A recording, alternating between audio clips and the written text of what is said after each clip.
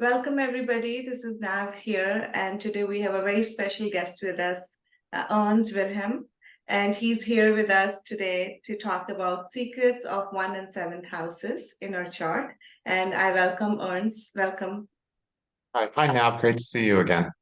So good to see you. Thank you so much for joining us today. Thank you for inviting me. Yeah. Thank you.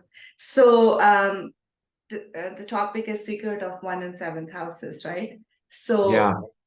you said you have observed different Yeah. So when you contacted me and asked me to do a video on what should we do it on, I was like, yeah, let's talk about this because this is something that has really been coming to my attention in the last year because I have Saturn actually crossing my 7th house right now. And so that's been a really interesting experience to do it at this age compared to doing it, 29 years ago. And it made me aware of a lot of aspects of the 7th house. And for every house actually has threefold meaning. We've got the mundane meaning. Okay, the first house is your body, the 7th house is your relationship.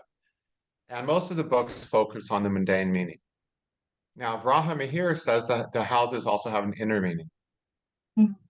He doesn't actually say what the inner meanings are, he just casually mentions it, okay? And so every house also has two inner meanings, actually. One is a psychological inner meaning, and one is a spiritual inner meaning. And what I want to talk to, and those are the secret parts, because they're not visible, they're not concrete, right? Yeah. But in many, many ways, they're more important because they're more important in reference to our happiness. So we can have the concrete, but are we happy with it? Maybe, maybe not, right? Just having the concrete doesn't make us happy with it. Then if we deal with the psychological aspect and we have the psychological aspect working, okay, we're happier, but we're not blissed out, When we get the spiritual part, okay, now we have the full happiness. So each of these are a step in developing a greater happiness in our life. And each step is actually further away from the concrete reality. Okay.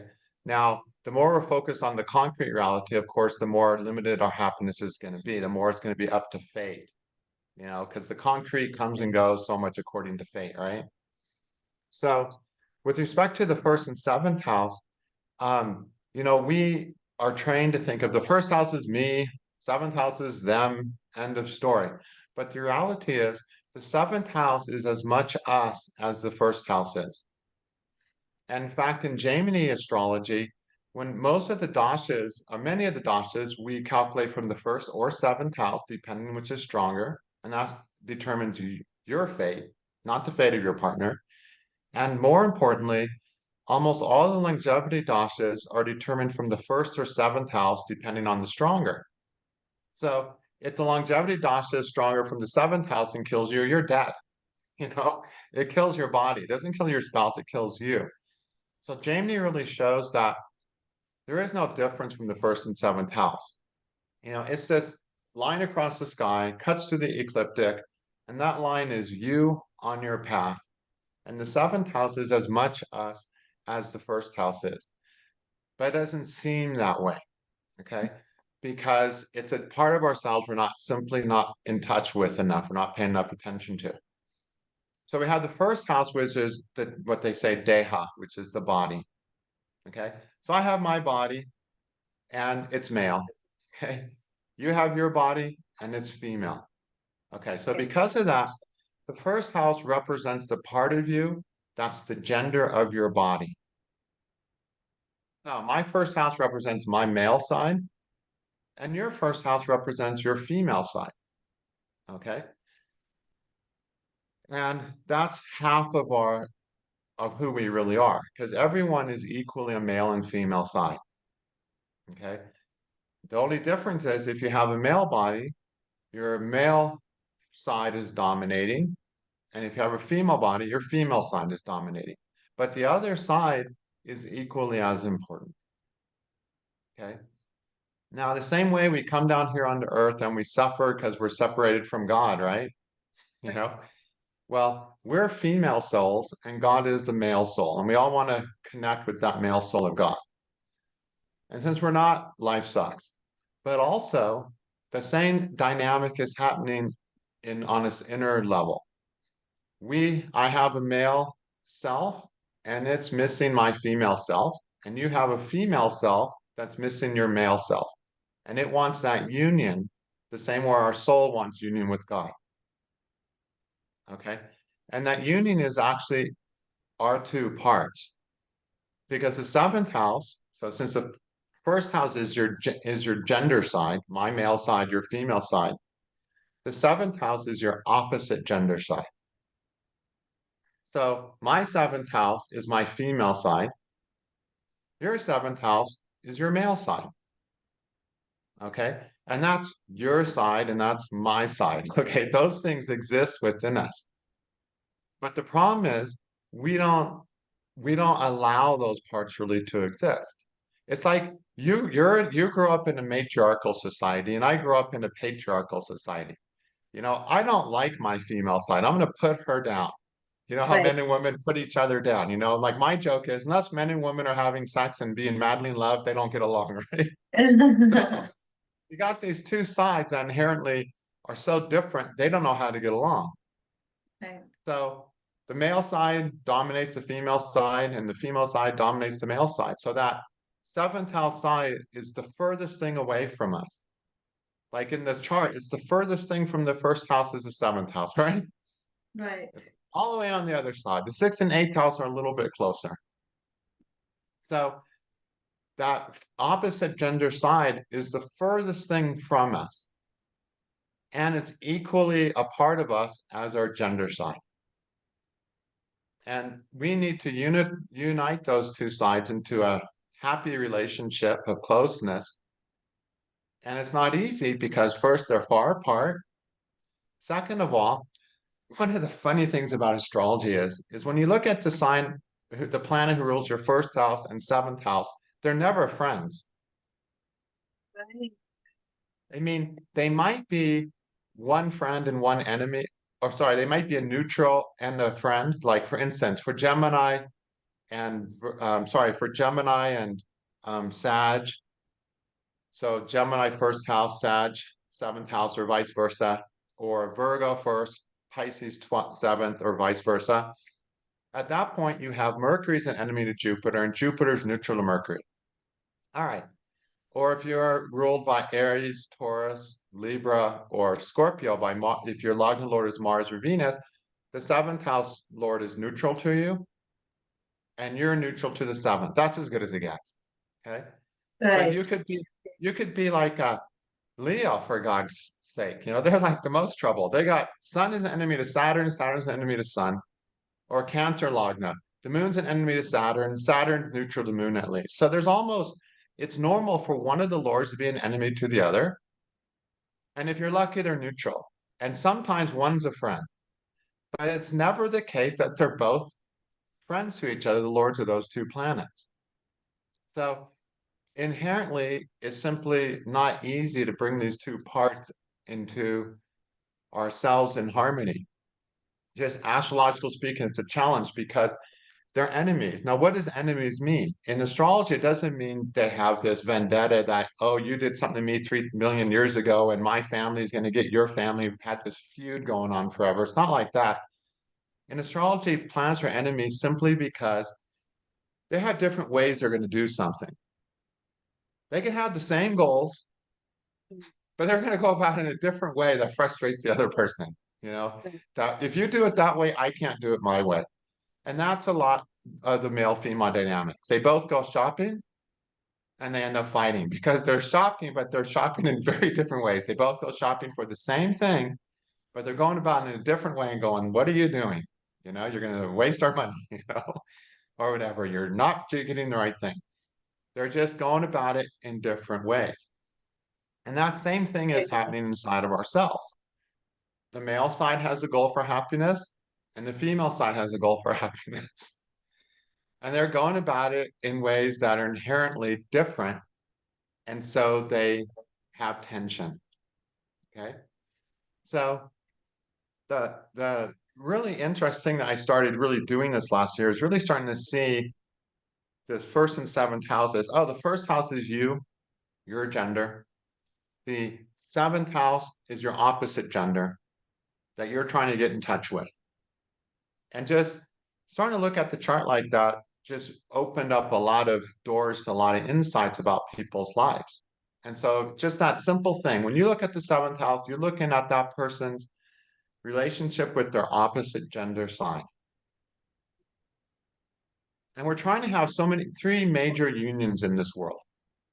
We want the union of our physical body with the union of another person. Okay.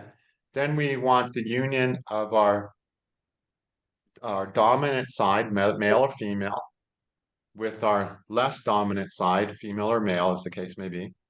And then we want the union of our soul with God. And union is yoga. So we're trying to have three yogas, yoga with another person, yoga with ourselves, and yoga with God. And,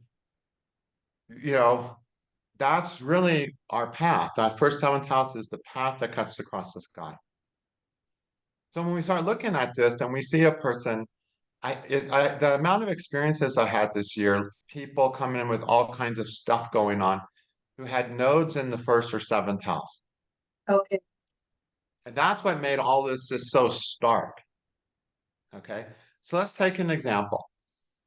Let's say you got Rahu in the first or seventh house. Now, Rahu's a separating factor. It's the biggest separating factor there is, which means it separates you from something. It does it more than Saturn.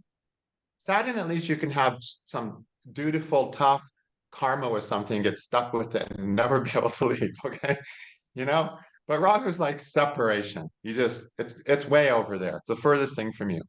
So if a person has Rahu in the first house, they're separated from the gender of their body. Mm. So a woman with Rahu in the first house is not really in touch with her female side.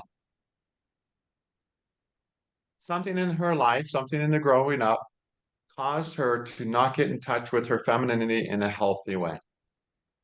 Now, she might be living that female side out in a way that looks female, but it's really not coming from her female side, meaning it's not feeling centered, okay? It's not coming from acknowledging how she really feels about things, because the feminine side is the feeling side, okay? And likewise, if you have a man with Rahu in the first house, he's separated from his male side. Okay, he's just not really running with it. Now, if you drop Rahu in the seventh house, and if you're male, you're separated from your female side in a major way. Not just, oh, it's over there in the seventh house and I can go get it. It's like, no, it's like separated way beyond that. It's like in outer space, okay? And same, if a female has Rahu in the seventh house, she's extremely separated from her male side. Okay? That's the most extreme we're going to find. Now, the other planet that's a separating factor is Saturn. Okay? Saturn in the first or seventh house will also cause us to have a feeling of separation from our same gender side in the males in the first house or our opposite gender side in the seventh house. But not as much as as Rahu does, okay? So when we think about this, what's going to happen if a person is walking around with a more than normal amount of separation between their male and female sides? What's going to happen is they're going to be making the most imbalanced decisions. Okay. Because see, we have a male side and we have a female side, and both of those need to have the experiences that they need to feel nourished and to feel good about themselves. Right? And if one side is so far separated, it's really not even getting acknowledged.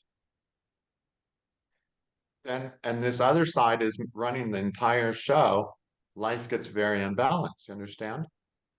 Because we only can make really, truly good decisions when our male and female sides are in agreement with each other. Right. Now, in the case where there's a major separation, the male and female sides, it's not even about being in disagreement. It's just the separated side can be so far removed from the person's awareness that they don't even hear that that separated gender side saying, hey, this is what I think, or hey, this is what I feel, pay attention to me. They don't even hear that. It's like in a box and just buried underground. And there's simply no awareness that there's this other side trying to communicate to them. And then you can imagine without that other side helping guide them, they go down life, down the road of life in a very unbalanced way. And then, of course, they find out that, wow, there's a part of me that's like dead, that's exhausted, that's worn out, that's angry, upset, hurting, whatever. And so this other side gets so terribly neglected, Right. you know. And when that side, when a part of ourselves gets completely neglected, it always turns into a monster, it's Right. just, it's like a pain-racked monster is what it ends up being, and then that has to be healed. Okay. Now, everyone does this to some degree. It doesn't matter how nice your seventh house is, how nice your first house is. If you have a male body, you're going to have your female side somewhat separated. And if you have a female body, you're going to have your male side somewhat separated. And that's a natural thing to have. And it's not necessarily going to misguide a person's life. It's going to help them guide their lives pretty good. Um, until they get to the point, until they get to their midlife crisis, Rahu maturation at 42, and ends at Ketu maturation at 48. Now, at that time, they're going to shift and come more into balance in a natural way. And that's great. Those people are lucky, okay? But when you start some separating factors into the first or seventh house, or you drop some troubled avastas, some shamed avastas, some starved planets in the first or seventh house, or you starve their lords and you put them in a bad condition, then what's going to happen is that part, that male side or female side, is going to be is not going to be coming through for the person. It won't be acknowledged in a healthy way. And so a tremendous amount of people are struggling, moving down their lives in a direction that's not balanced for their whole self. And that, of course, is going to cause a lot of health problems because, if half of us is not being nourished, we're going to suffer on a physical level as well, ultimately. So this whole thing about how much of life, as Saturn was crossing my seventh house, it had 3 transits across. I still have one more to go next month. It really became aware to me how all this stuff that we see as seventh house, how much of it is actually about ourselves. Okay. Now, when Saturn crossed my seventh house 29 years ago, oh, that's when life really became about another person, That's when relationships started like actually kicking into play for me, like karma started. And it really seemed like relationships were about the other person. But this time it was like, wait a minute, this has nothing to do with, this has to do with my inner female side. It has nothing to do with anyone out there. It's all about my inner female side, you know. That's what the seventh house ultimately is. And of course, that relationship we have with our opposite gender side or same gender side is going to determine our relationship with those people of that gender. Right. So if we've got a troubled first house and we don't have a good relationship or we're not acknowledging our gender specific side, so female side for a woman, male side for a male, and we're going to have problems with that gender in our life. Okay. Right. Now, if on the other hand, we've got trouble going on in the seventh house with the seventh lord, and so we're not having a healthy relationship with our, with our opposite gender side, then we're not going to have healthy relationships with opposite gender people. Yeah. Especially the people we latch onto in the context of love. Okay. Now, another really interesting that happens is if we have separation from one of our sides, our male or female side, when we have a bad moment with somebody of Right. that gender, it really hurts. It feels really painful, like a huge loss. Hmm. Okay, because it essentially is affirming to us the fact how removed we are from that side. So if you've got, say, some separation going on in the seventh house, and some little thing happens in your relationship, it could just feel like the end of the world, you know? Where Right, to another person, it's just like, okay, no big deal, everything will be fine tomorrow, you know? right, But when there's a Rahu there or something, is that little thing blooms into the end of the friggin' world because the separation, the conscious of separation involved around that so great within the person that when that gets, when a threat comes with the person they're with, it gets huge. It feels huge.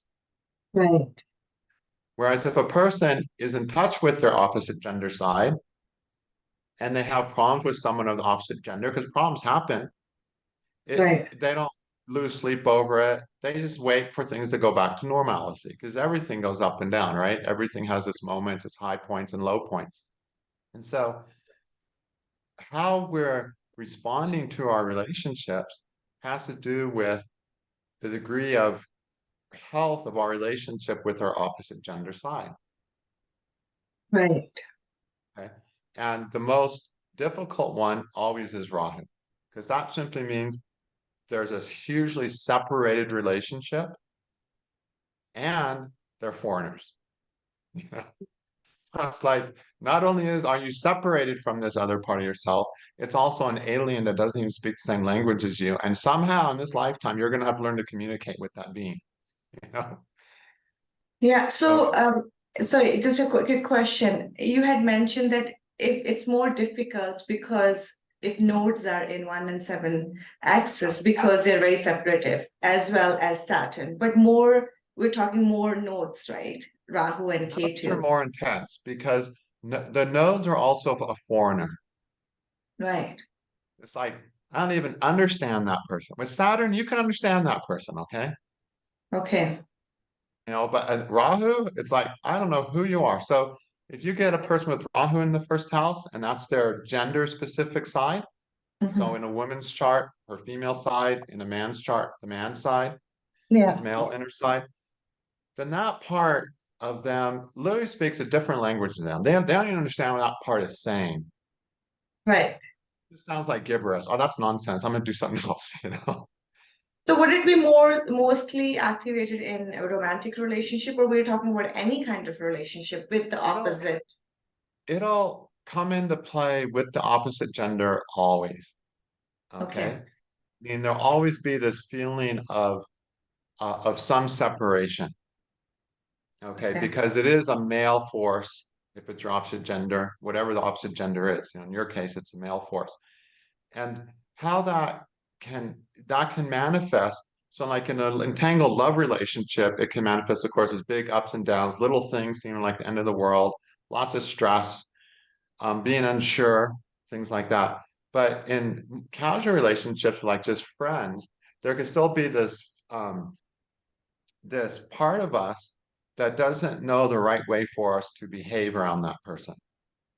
So we might feel always a little insecure, or we always feel like we need to improve, we need to prove ourselves somehow to that other person, to that gender, you know. So, you know, we might feel we have to prove ourselves to all women or to all men. Somehow we have to get an acknowledgement from them. You know, there's just something there that keeps it from just being simple, you Right. know? And so it's Right. never really comfortable. Okay. Right. And what we're really craving, though, we're really craving simply to have a healthy relationship with that part of ourselves. So, for instance, let's start from the male's point of view first. So, we get a male, and his first house is his male side, his seventh house is his female side. Okay. Now, depending on the health of his female side, he's going to, well, see what the male side does. The male side goes, I'm going to go do this. And the female side says, I feel good about that, or I don't feel good about that. Okay. Right. And if the female side says, I feel good about that, all right, they're team. Nothing can Yeah. stop that person. Okay. But if the female side says, oh, I don't really feel so good about that, and the male side says, I don't care, shut up, well, then they're really heading into trouble. Okay. But if the male side says, oh, okay, well, let me think this over again. How about if I do this? And the female side says, yeah, that I like. That feels good. Let's do that. Now they're aligned, okay? So there's literally this relationship going on between what we think and what we feel. Right. Now, if the male gender person is not in touch with that female side, either he completely disregards it, he tells it to shut up all the time, he doesn't even hear it because it's so friggin' far away and it speaks a language that doesn't even sound like anything but gibberish, you know? If it speaks gibberish and it's far away, so he can hardly Right. hear the gibberish, then what he's going to do is whenever he's running around a woman, he's waiting for a cue from that woman to help guide him. Right. Okay. And that woman's going to go, I have needs and I'm pathological and I'm messed up and I'm empty and I'm starved and I got bad avushes too. And I might even have Rahu, Saturn, and 4 other planets in the seventh house for all you know. And so what they want from that person, from that man, could be all kinds of unhealthy things. You know, it could be all kinds of things that are wrong for him. Maybe they're right for him. They could be. But chances are, considering that we're talking about humanity here, and humans are trouble, right? That person wants a lot of things from that man. And so when he's looking for, okay, help guide me, he's getting guidance that's not necessarily right for him, right? Because only his inner female can guide his life, because it's his and her life, his inner female's life, right? They're supposed to be working as a team. If they're not working as a team, then the man's waiting for some other cue. Okay? Same thing happens with a woman. So let's say we get a woman, she's got her female side, and she goes, oh, I feel like this. And the male side's supposed to say, okay, let me figure out how we can do that. And he's like, oh, that's just not possible. That just doesn't make sense. That's just not going to be worth it. The female side's going to be, okay, well, let me see what my other options are. How do I feel about other options? Or her male side might give her other options, but you could do this. You know, this isn't going to work rationally, but this is another option. How do you feel about this? She'll go, oh, I feel good about that. Okay.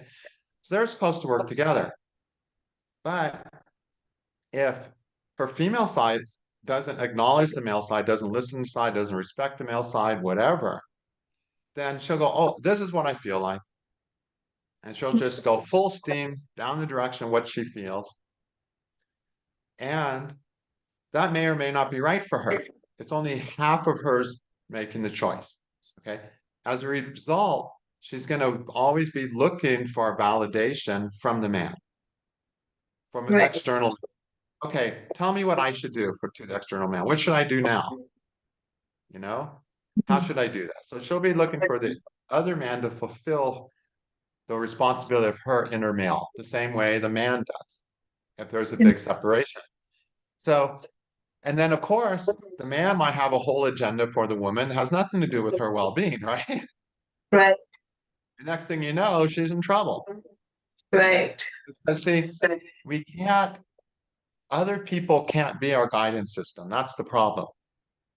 Right. You know, our guidance system needs to be, you know, the path through the chart is the first and seventh house. And to Mhm. walk that narrow, imagine that we have the zodiac and we got this razor's edge going through the zodiac, this narrow path. And we're supposed to walk along that narrow path. And any deviation from that path, all it does is waste time and energy and just waste our life. We just get off that razor's edge an inch and we wasted our life. Okay? And it's our male and female side to keep us walking down that razor's edge. But if we only do it with one side, then we're not walking down the razor's edge. We're walking 90 degrees opposite, you know, perpendicular to it. We end out at some point in life completely out there in left field. 10 years of our lives gone, 20 years of our lives gone. Who knows how much, right?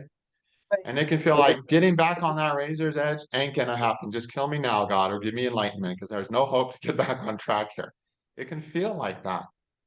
It's the same thing. If you have a couple and they get married at 16 or something, you know, they get married very young and they don't know themselves, then they get to a point in their lives where one of the people invariably feels, what the hell am I doing here? I am completely off track. One of the people dominated and made the relationship decide where it's going, what it's doing, and da da da da da. And at some point, usually in the 40s, one person wakes up and goes, oh my gosh, I am nothing in my right life feels right. I've been manipulated, I've been dominated, whatever. The man says, Right. I've been forced. The woman says, I've been dominated, you know. Um, it's like, wow, none of this, I don't want any of this. My whole life, I don't want it. Right. And this, so that's what happens in a relationship when two people don't know each other. But the same thing happens within ourselves. We could never have a relationship. We could be totally celibate our entire life. But if we're not making decisions with our male and female sides together, at one point in life, one of those, that other side's going to come up and say, what the hell have you done to us? You know, and be really, really hurt and upset.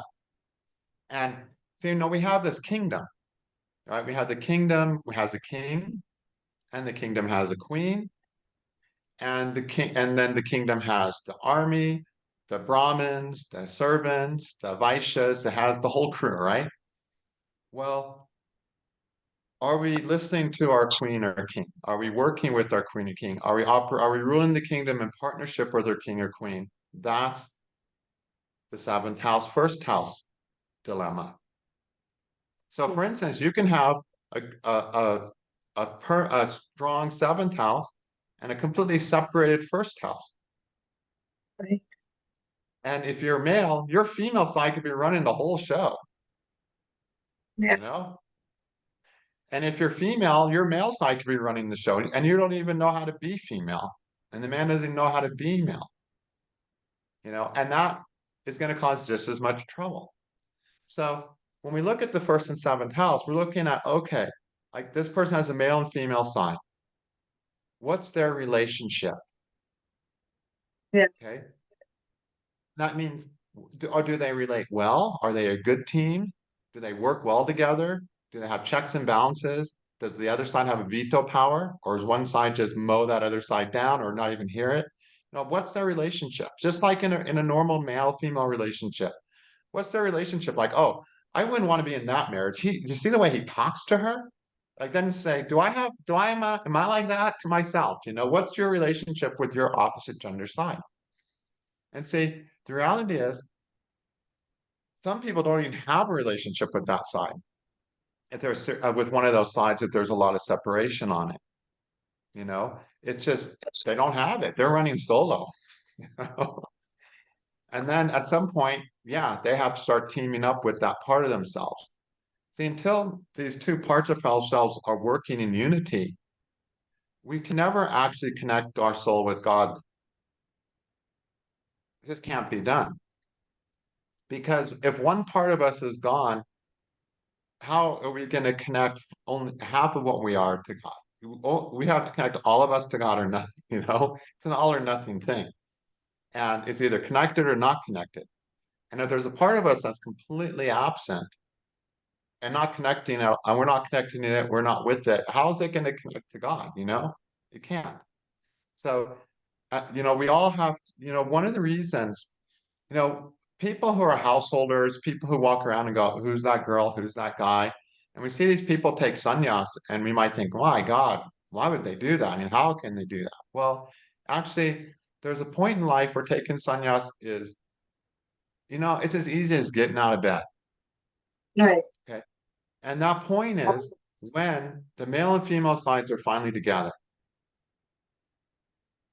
The more those two sides are separated, the stronger the desire for a relationship, the stronger the need for a relationship, the more So, fantasy, the more whatever. so is it more like balancing your divine feminine and masculine within yourself? So you're not seeking it outside. Yeah, it's about exactly. It's about being with it. See, when you're with it, you don't need it. Yeah. Okay, that doesn't mean you can have it. Yeah. It's kind of like this. If I get lost in the desert for 6 months and I come out barely alive, half dead, starved, and thirsty, okay? at that point, all I've been dreaming about for 5 months and 29 days is pizza or something, food, Yeah. And so that's all I want. I'm craving this food.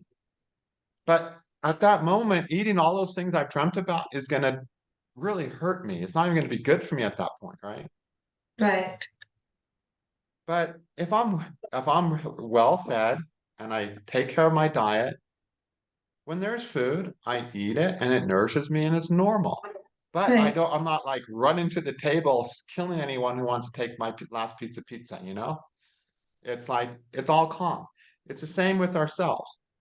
If we're so separated from a gender part of ourselves that we're craving a relationship, Mhm.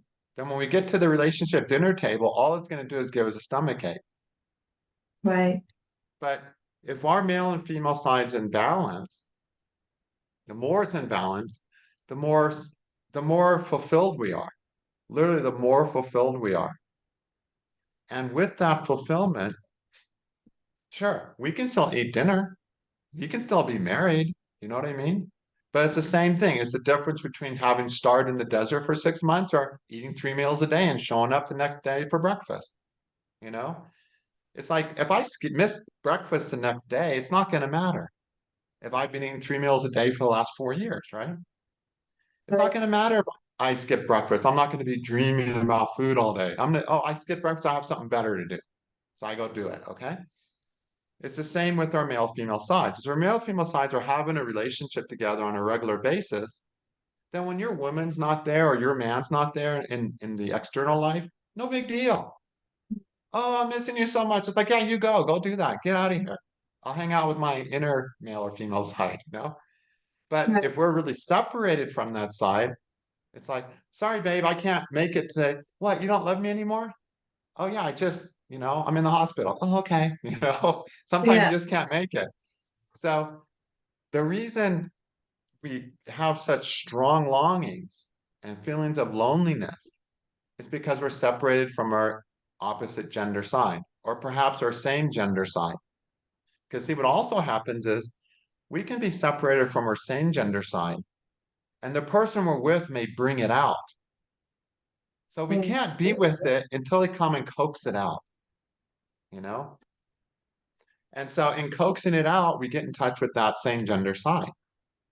But in either case, we're craving the attention of a person. We need a person for this or that because we're not in touch, our male, we're not completely in touch with one of our sides, male or female. Okay. Mm.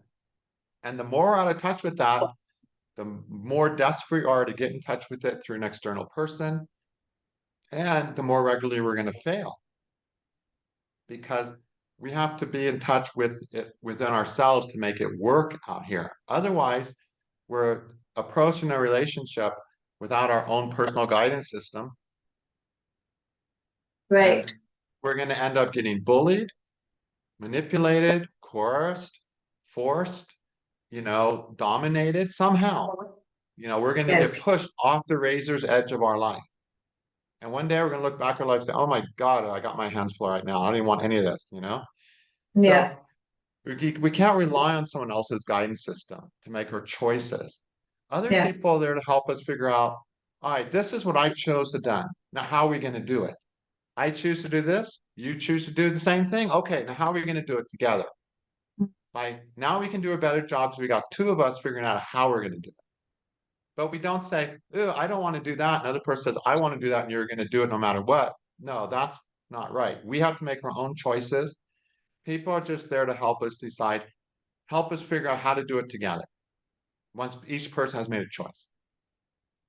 So basically finding that inner balance and connecting with the inner masculine and feminine and finding your inner compass to guide Yeah. you, Yeah, you know. exactly. See, if you're not having that relationship within yourself, your inner compass is broken, Yeah. essentially. The Mhm. compass has two things.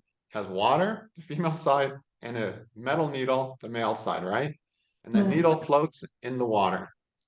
Take the water away, the needle's just gonna fall to the ground and get stuck and point in one direction and go that direction until it's miserable and wants to die. Okay. Right. And if you just put water in it, there's no needle. the person just goes around in circles, doesn't go anywhere. So the compass is a good analogy. Thanks for that. Okay. You had talked about first and seventh house. So, for example, if somebody has their moon with Rahu or Ketu, do we also look at that as in one in axis, seven axis too, because it's with moon? Not Will the it be same the way. same thing? Okay, not the Okay. same way. Okay. Now, yes, you do have to look at the whole chart. Let's say you've got Rahu with the moon. Yeah. Okay, that person is learning to get in touch with their female side in a truthful way. There's a lot of stuff in the way. Okay. Right. But that's different. See, the first and seventh house is specifically the relationship between the male and female side. Okay. What kind of relationship are they having? Oh, Rahu's in the seventh house. I don't have a relationship with that person. Right. I divorced them when I was 2 months old, Yeah. kicked them out of my life. Or do you have a relationship? But Hmm. yes, if Rahu's with the moon, the female side's going to be struggling and having a lot to learn. So the person has a good relationship and is working with their female side, it'll be turbulent, of course. Okay. Okay. Now, the key word here for the male and female sides of the first and seventh house is the relationship between these two parts. Okay. Okay. The second most important thing is the fourth and 10th axis. Those also strongly have to do with our male and female side. Fourth is mother, 10th is father, right? But we won't get into that now. Okay. But those don't have to do with the relationship between our male and female sides. That relationship has to work. There has to be a union there where the male and female sides are running the kingdom together. Meaning whatever the male side does, it's acknowledging the female side. How do you feel about this? Right. And whatever the female side feels strongly about, the female side is able to listen to the male side saying, no, this isn't possible, or no, this won't be worth it, or no, this is a bad idea, whatever. Because you know how feelings can get. Feelings can get so pumped up, we forget the realities of life. And it's the male side to sit there and say, hey, reality check, Right. Makes sense. Otherwise, essentially, we could end up living in the world of feelings. And the world of feelings by itself is basically a world of imagination and fantasy. Because feelings do that. They build on each other, and they need the male side to keep it anchored and keep it within the realm of possibilities, Right. And, because otherwise, we get off track. And when we get off track, we lose time. Right. When we didn't move forward, we move sideways. Now we got to get back on track to move forward.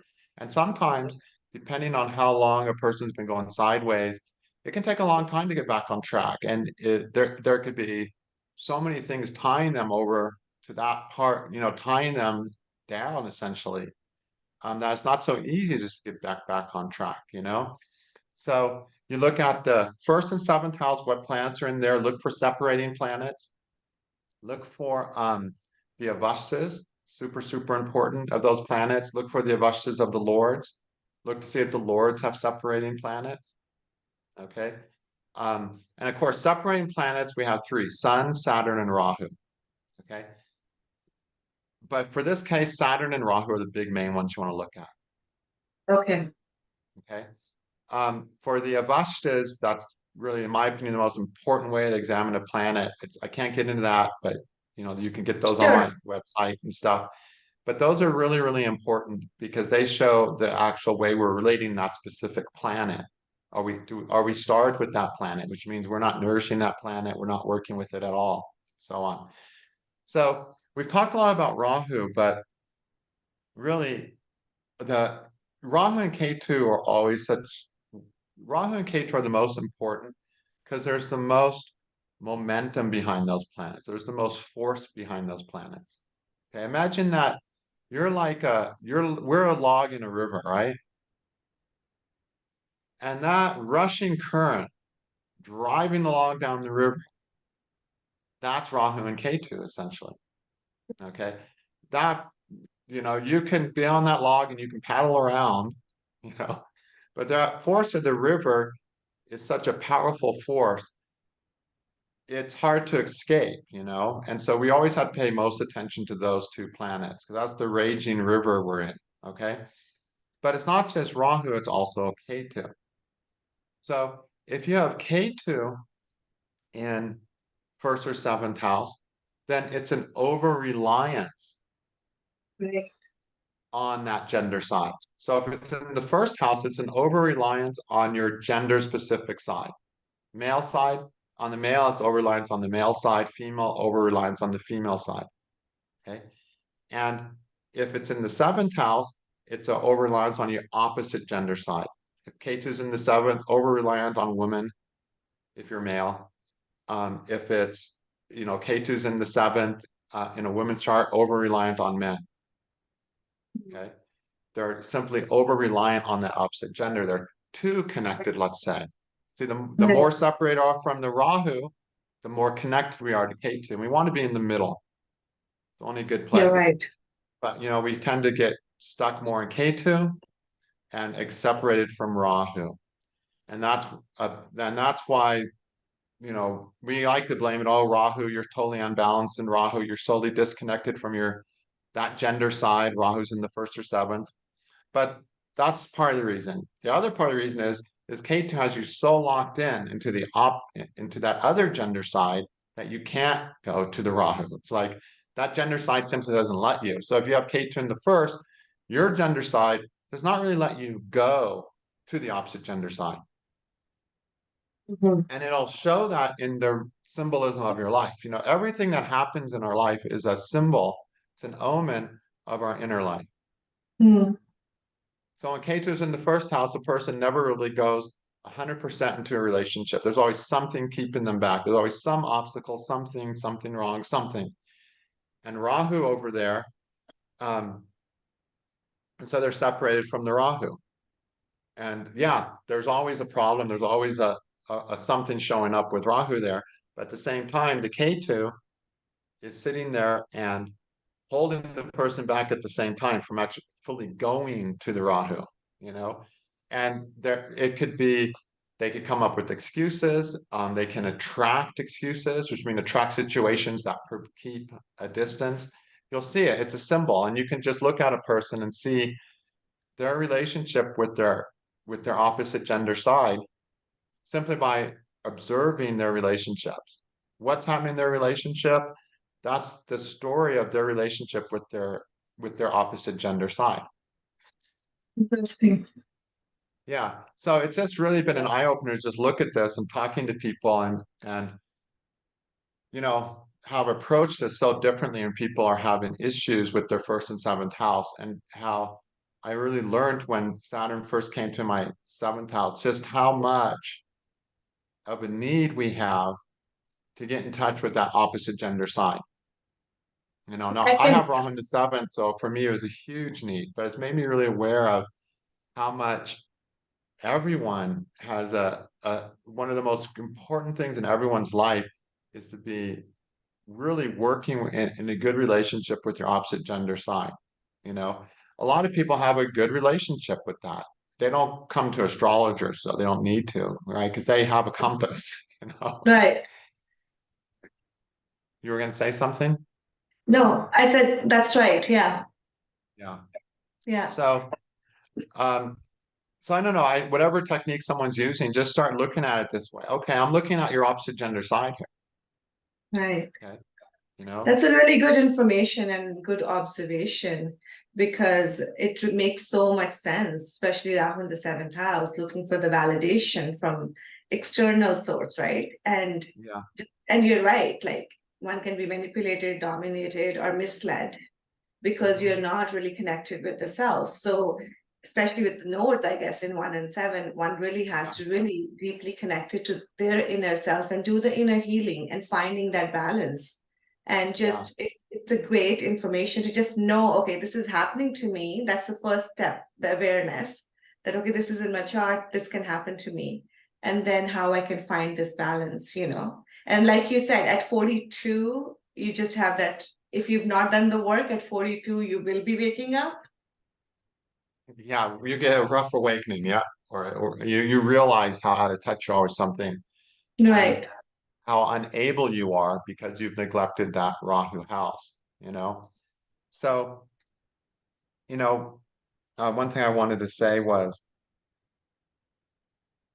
you don't even need to use astrology once you understand that we're here to have a healthy relationship with our opposite gender side.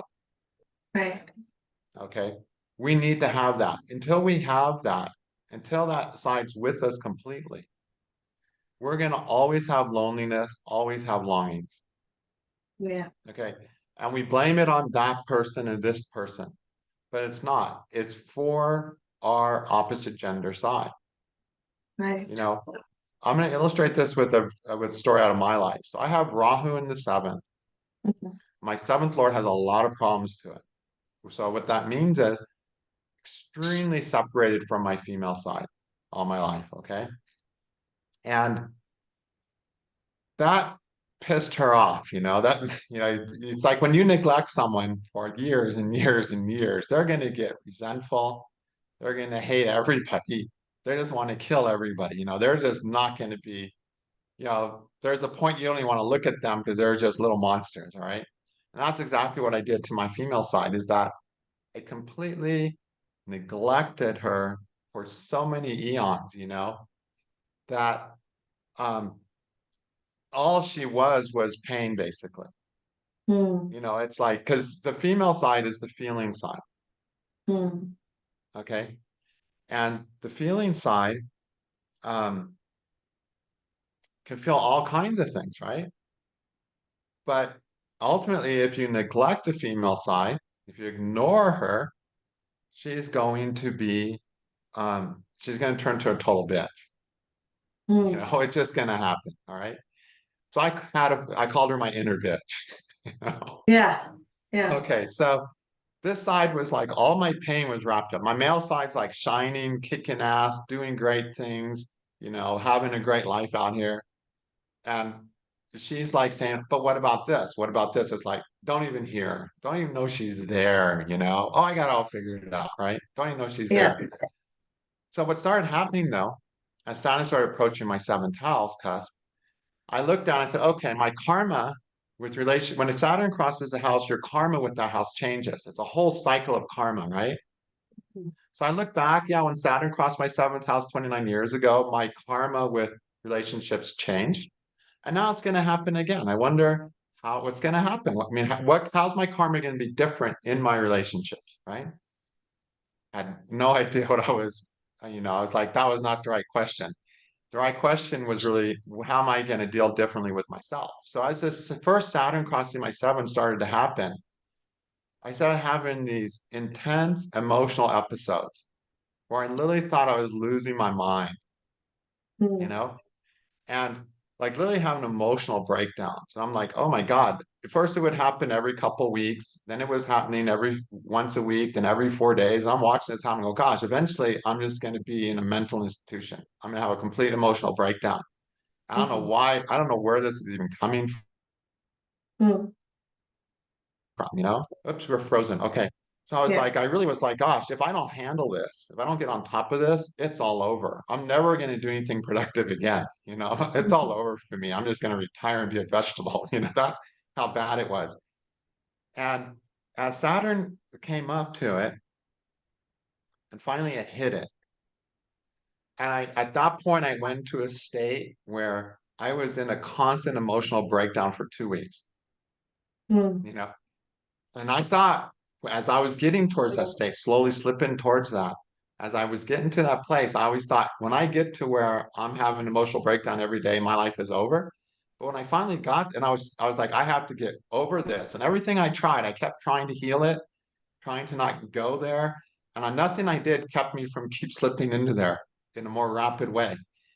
And when I finally slipped into it full time, it was like, wow, I Mm. was there full time and I was in complete agony every moment of every day.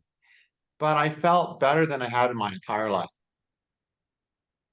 Okay. And, and the reason was because finally my inner female was sitting on the throne next to me, right? And so even though she was angry as hell and wanted to kill everybody, you know, Yeah. and didn't like anything and didn't have any hope for anything in the world, oh, she was a nasty bitch. Mm. Even though she was like, just what's that word, feral, at that point from neglect. She was there. Mm. And so I was in all this agony, but all the longings, all feelings of loneliness just went away. I was like, wow, Wow. I don't have any longings or loneliness, which has always been the most anguishing thing in life because there's different kinds of pain. There's the sharp pain of this rabid creature sitting on the throne next to me. And then there's that deep agony of longings, and that's the worst pain. That the longings are the worst pain. Something's missing, something's missing. That's the worst pain there is. And so finally, when she showed up full time, that the longings went away. The deep loneliness went away because finally she was there. She wasn't nice. There's nothing desirable about her, but I still felt, wow, I'm complete at least. At least it's me and her now. My male side and Yeah. my female side, they're finally together. Mm. And I realized, wow, that's what it was always about. That's what every attraction was about. Mm. And it made me realize, yeah, if you have that part with you full time, if it's your destiny, you could slip into sannyas without a qualm. It's not even a renunciation. It's like getting out of bed in the morning. It's nothing to think about if that's your destiny. And so if there's no sacrifice there because you have your inner opposite gender with you. You don't need the opposite gender at that point. That doesn't mean they're Yes. not enjoyable, wonderful, lovely, beautiful, remarkable, useful, beneficial, but you'll find without it. There's no longing. And so over the months after that, by letting her be around, she started turning into a nicer being. And wasn't just this rabid creature that showed up on my doorstep, this feral creature. And so it really made me aware of that whole process of what we're really dealing with when we deal with the seventh house. We are dealing with our opposite gender side. But then I started observing how many people are having trouble in their first house, Yeah. Rahu in the first house, for instance. And they're having the same type of trouble, but respect to their same gender side. Mm. So I'm talking to someone with Rahu in the first house, and I'm saying, "Oh, I've neglected my female side. I don't even pay attention to how I feel about what things I do." And they're like, "Yeah, me too." But I'm like, "But you're a girl." They're like, "Yeah, I know, but I don't pay my attention to my female side. I don't listen to my feelings. I override my feelings. I shut my feelings down. I neglect my feelings." Oh, Rahu in the first house, separated from their female side, from their same gender side. And this is really, really important because it's a constant thing. It's this need to be in touch and together with our opposite gender side for both our genders to be working together. It's constant. It's on all the time. It never goes to sleep. You know, Right. it's Right. always there. And it shows up and it's always there as attractions and longings and always needing to talk to our lover or being lonely that we don't have a lover. It's always confronting us. And it's simply solved when we embrace that opposite gender side or the gender side that we're not. We just have to embrace it. Now, the question is, how do we embrace it? You don't even need astrology. You don't even need to have a chart, a birth time, okay? A birth date. You just have to observe yourself and you can find out. Mm. So you're neglecting your opposite gender side, okay? That's why it's not there. You're not Mm. being a good lover to it. Mm. Instead, you're trying to be a good lover to this or that person. Right. Or you're not being a good lover to a part of you, and you're waiting for that or that person to be a good lover to you.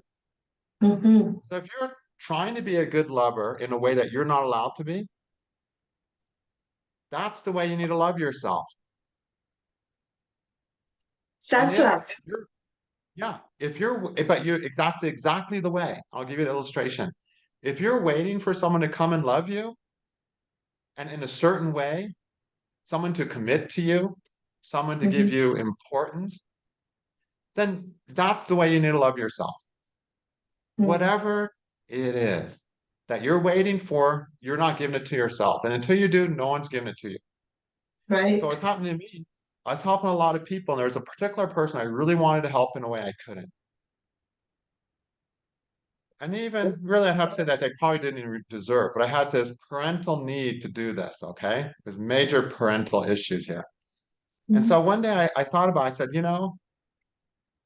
I'm actually in worse shape than that person is. Here I'm trying to help a person. When I really look at myself, honestly, I'm in worse shape. So I'm going to do exactly what I want to give to them to myself. And they started treating my inner female that very same way. And slowly, that feral creature started coming out. And that led to this whole crisis of healing. It only happened because I desperately wanted to support someone in a way they couldn't, on an emotional way I couldn't. And I started supporting myself that way emotionally. And why did I have such a desperate need to give it to support a person in that emotional way? Because I was completely neglecting myself in that way, you see? So the Yes. minute I started doing the very same thing to myself, my female side started peeking her head out. The feral little female started peeking her head out and slowly started getting tamed. So we just have to look, what's the love I'm waiting for? Why am I waiting for it? I need to give it to myself. Oh, I Mm, want to give love this way. No, you need to give it to yourself. So any love you want to give that you can't give, or you want to get that you're not getting, find the part of you that needs that. And it's yeah. our job to give it. And once we do it, we're starting to have a relationship, an intimate relationship with our male and female sides so that they can finally start coming together. Mm, But as long as we're waiting for that other person to love or the other person to love us in a certain way, we're going to have separation. We're going to have longings. We're going to have that agony of loneliness, and nothing will make it go away. It doesn't matter how much you meditate, because mm. you won't be meditating with both your sides. Right. You can't just go meditate with your male side and have great results. You can't just go meditate with your female side and have great results. You need all of you to be there. And see, there is no difference between your male and female sides. They Mm, are the same thing.